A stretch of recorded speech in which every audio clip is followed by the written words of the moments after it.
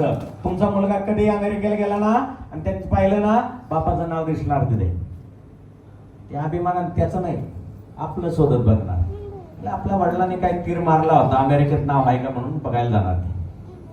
जरी तो का हर्बल लाईफ बरोबर नाही आला तुमच्या बरोबर तर चालतंय, पण हर्बल लाईफ मध्ये अशी एक ऑपॉर्च्युनिटी आहे, काम तुम्हाला करायचंय. तुमच्या मुलाला ही बिझनेस आपोआप ट्रान्सफर केला जातो.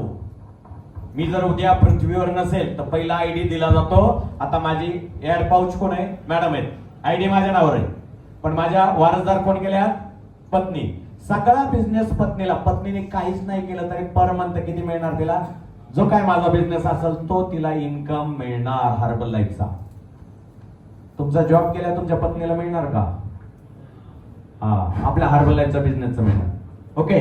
दुसरं, तर आपण स्टोरी घेऊया. आता मी काय केलं बाबा आतापर्यंत जे सांगितलंय. ओके. तर तुमच्या मुलाला जर पत्नी मुलगा तुम्हाला वाटला आता कंटाळा आला हर्बल लाईफ करायचा, पुढे चालून प्रेसिडेंट टीम झाल्यावर पर मंथ 10-20 लाख रुपये आल्यावर काय पाहिजे सर? होय, किती पैसे पाहिजेत आयुष्यात? कमीच पाहिजेत ना, जास्त कशाला पाहिजेत? बरोबर आहे ना? आणि ज्याला काही स्वप्न नाही, तुम्ही आपलं जेवण करून जा, काही हर्बल लाईफ नाही केलं त्याचं.